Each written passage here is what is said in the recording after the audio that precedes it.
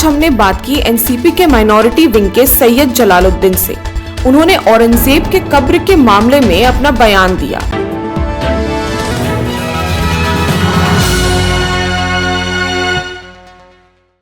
देवेंद्र फडणवीस के द्वारा बोले गए औरंगजेब के कब्र को हटाने की जो बयान थी, उन्होंने इस बात पर अपना बयान देते हुए कहा कि कोई भी इतिहास को मजहब का चश्मा लगा के नहीं देखना चाहिए, और यहां तक कि सवाल उठाते हुए कहा कि ये देश रूल ऑफ लॉ से चलेगा, किसी की मर्जी से नहीं। दोनों धर्मों के बीच विवाद का मुद्दा क्यों आया सामने? एनसीपी के माइनॉरिटी विंग ने क्यों जताई अपनी असहमति?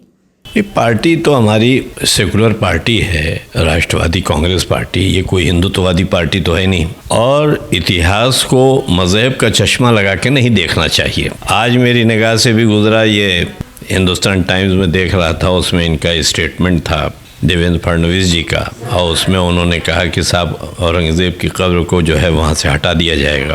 तो मैं जानना चाहता हूँ कि औरंगज़ेब की कब्र को आप किस कानून के तहत आप हटाना चाहेंगे? क्योंकि ये मुल्क जो है रूल ऑफ लॉ से चलेगा, कानून का राज से चलेगा। आपकी मर्जी, आपकी मंशा के हिसाब से तो नहीं चल सकता। आज जो है औरंगज़ेब की कब्र की आप हटाने की बात कर रहे हैं। जब जो है डेमोक्रेसी नहीं थी, औरंगज़ेब जब जिंदा थे, और उस ज़माने में अफजल खां का जब वध किया था शिवाजी महाराज ने, तो मरने के बाद शिवाजी महाराज ने अफजल खां की कब्र और उनका मकबरा वहाँ बना दिया। उन्होंने कहा मेरी लड़ाई अफजल खां से उनकी ज़िंदगी में थी, मौत के बाद कोई लड़ाई नहीं है, अब हमारे दरमियान नहीं। तो सम्मान के साथ उनका जो है उनका दफन कफन उन्होंने करवाया शिवाजी महाराज ने, और इसके बाद वहाँ पर उनका मकबरा बनवाया, ये प्रतापगढ़ किले के पास में। तो एक तो वो शिवाजी थे जिनके नाम की लड़ाई को लेके देवेंद्र फडणवीस वगैरह खड़े होने की बात कर रहे हैं, और आज जो है मतलब कह रहे हैं कि उनकी कब्र को वहाँ से हटा दिया जाए। तो उनको शिवाजी से सबक लेने की ज़रूरत है कि उस शिवाजी ने जब अफजल खां का मकबरा बनाया, जिनका उन्होंने खुद वध किया था, और उन्होंने कहा कि लड़ाई जो है मेरी ज़िंदगी में थी, तो ये जो है बचकानी बात है,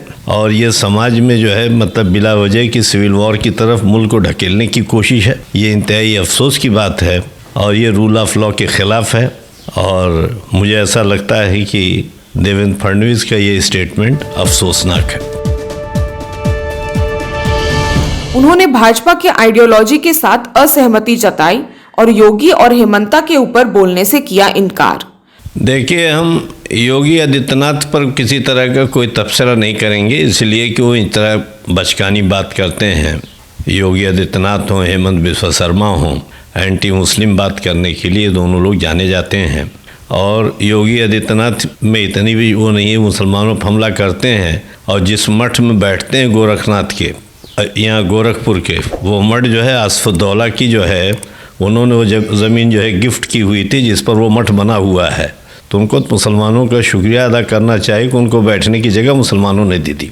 हमारी पार्टी बीजेपी के साथ गठबंधन में है, लेकिन बीजेपी की जो आइडियोलॉजी है, उस आइडियोलॉजी को, उस विचारधारा को हम सब्सक्राइब नहीं करते। हमारी पार्टी के जो प्रमुख हैं अजीत दादा पवार बार बार कहते हैं कि हम जो है साहू फुले अम्बेडकर गांधी नेहरू आज़ाद की जो है पॉलिटिकल जो फ़िलॉसफी है हम उसको मानते हैं। हमारे आइकॉन्स अलग हैं। इनके जो आइकॉन्स हैं, हेडगेवार हों या गुरु गोलवालकर हों, वो हमारे आइकॉन्स नहीं हैं। बीजेपी के लोग औरंगज़ेब को तो बड़ा वो कर रहे हैं, बुरा भला। मैं समझता हूँ कि आज की तारीख़ में मॉडर्न डे औरंगज़ेब तो ये खुद ही है जो योगी आदित्यनाथ है। जिस तरह की जिस विचारधारा की बात करते हैं, मेरा ख्याल है इसी तरह की संकुचित विचारधारा की बात जो है औरंगज़ेब भी करते थे। तो ये जो है इससे कुछ वो नहीं है। इनमें बड़ा दम हो तो इनसे कहिए कि गांधी के कातिलों को जो है कम से कम उनको भी कंडेम करना शुरू कर दें। इनके लिए तो नाथूराम गोडसे जो है बड़ा पूजनीय हो गया। तो इसलिए मुझे अफसोस लगता है कि गैर ज़रूरी बातों पर बात हो रही है। ये जो है समाज को बांटने की बात हो रही है। इससे देश का न भला होगा न समाज का भला होगा। ऐसी बातें करनी चाहिए। औरंगज़ेब आज की किस्सा तो है नहीं। औरंगज़ेब जो है 350 साल पहले हुए। दूसरी बात, उस आदमी को आप इतिहास से कैसे निकाल दोगे जिस आदमी ने जो है हिंदुस्तान का सबसे बड़ा हिंदुस्तान अगर किसी को भारत मिला था तो औरंगज़ेब को ने वो किया। एक तरफ जो है अफ़गानिस्तान तक सरहदें हमारी गई थी औरंगज़ेब के वक्तों में, एक दूसरी तरफ बर्मा तक अब की गई थी। और उस आदमी का जो शासनकाल था 1-2 दिन का नहीं था, 50 साल का था। और 50 साल अगर इस तरह से उस आदमी में इतनी सारी बुराई रही होती, इतना बड़ा हिंदू विरोधी रहा होता, तो मेरा ख्याल में उनके ख़िलाफ़ दुनिया भर का हंगामा होता उस ज़माने में। उनके यहाँ दफ्तर में, उनके दरबार में 33% ऑफिशियल फिगर है कि 33% जो है नॉन मुस्लिम जो हैं, हिंदू भाई जो है, उनके यहाँ बड़े ओहदों पर थे। औरंगज़ेब के फ़ौज में राजा जयसिंह थे, जिन्होंने जयसिंह ने जो है, जिनके नाम पे आपके जयपुर शहर है बसा हुआ, उन्होंने ही शिवाजी को अरेस्ट करके औरंगज़ेब के दरबार में पेश किया था। अगर ऐसे ही है तो औरंगज़ेब के साथ में इन तमाम लोगों, राजा मान सिंह को आप लीजिए, राजा जयसिंह को लीजिए, इन लोगों की जो समाधियाँ, इनको भी उखाड़ के फेंक दीजिए, क्योंकि शिवाजी को तो इन्होंने अरेस्ट करने का काम किया था। औरंगज़ेब के किले में गिरफ्तार करके लाने वाले राजा जयसिंह थे, जिनके नाम पर जयपुर शहर बसा हुआ है। आप जयपुर शहर का नाम बदल दीजिए, उनकी समाधि है जयपुर में, उनकी समाधि को तोड़वा फेंकवा दीजिए। तो दो तरह के दो पैमाने तो नहीं हो सकते ना। और औरंगज़ेब ने अगर एक तरफ इसको जो है, कुछ मंदिर अगर टूटे हैं, इतिहास को ढंग से पढ़ें कि किन वजहों से तोड़े गए।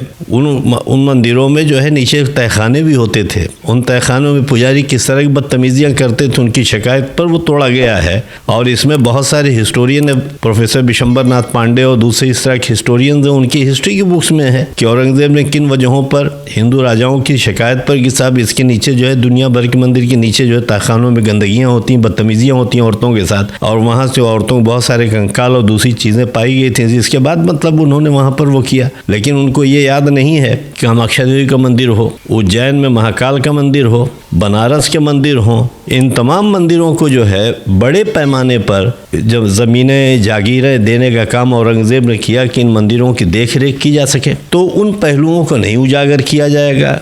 गंदी बातों को, जिससे समाज में द्वेष पैदा हो, नफ़रत पैदा हो, एक ख़ास एजेंडे के तहत किया जाता है, ये अफसोसनाक है। आज की तारीख़ में औरंगज़ेब कोई मुद्दा नहीं है कि हमारी आपकी ज़िंदगियों में उनका कोई बड़ा रोल हो। जो हमारी आपकी ज़िंदगियों को मुतासिर करने वाली जो बात है, उस पर चर्चा होनी चाहिए। जब उनसे ठाकरे के गंगा प्रदूषित वाले बयान पर सवाल किया गया तो उन्होंने कुछ भी बोलने से इनकार किया, पर एक बात पे जोर देते हुए कहा कि अगर गंदगी है तो उसमें गौर करना जरूरी है। नहीं भैया, इस मसले पर तो मैं कुछ बोलूँगा ही नहीं। जहाँ हमको बोलना चाहिए वहाँ हमको बोलने की इजाज़त नहीं। कल कहेंगे कि साहब ये मुसलमान को क्या लेना देना कुंभ से और महाकुंभ से, तो ये आपकी समस्या है, आप जाने, राज ठाकरे जाने, उद्धव ठाकरे जाने। उनके नज़दीक कुंभ का ये जो है गंगा का जल वहाँ का प्रयाग में कितना शुद्ध है, कितना अशुद्ध है, और नहीं शुद्ध है तो क्यों नहीं है। लेकिन मैं इतना ज़रूर जानता हूँ कि गंदगी वहाँ बेपनाह है और बुनियादी सफाई भी नहीं है। राज ठाकरे ने तो वो पानी छूने से मना कर दिया, उन्होंने कहा कि नहीं भाई हम इसको नहीं पी सकते, बहुत गंदा है। तो मेरा ऐसा ख्याल है कि इस पर भी संजीदगी से गौर करने की ज़रूरत है। करोड़ों लोग जा रहे हैं वहाँ पर, तो कम से कम जो है इतने दिनों से जो है इसकी सफाई के अभियान जो है, मेरे ख्याल में अटल जी के वक्त में भी बना था, गंगा सफाई पर जो है जो एक बड़ा अभियान शुरू हुआ था। वो साध्वी उमा भारती जो है उसकी इंचार्ज बनाई गई थी गंगा अथॉरिटी की, और कैबिनेट मिनिस्टर का रैंक उनको दिया गया था। तो मुझे लगता है कि वो भी कुछ नहीं कर पाई। एक ज़माने में जो है पंडित कमलापति त्रिपाठी गंगा डेवलपमेंट अथॉरिटी के चीफ बनाए गए थे राजीव जी के वक्तों में, वो भी कुछ नहीं कर पाए। तो मुझे लगता है कि उसकी सफाई की भी बहुत ज़रूरत है। लेकिन ये हिंदू धर्म का मसला है, ये बाप लोग तय करें कि पीना चाहिए कि नहीं पीना चाहिए।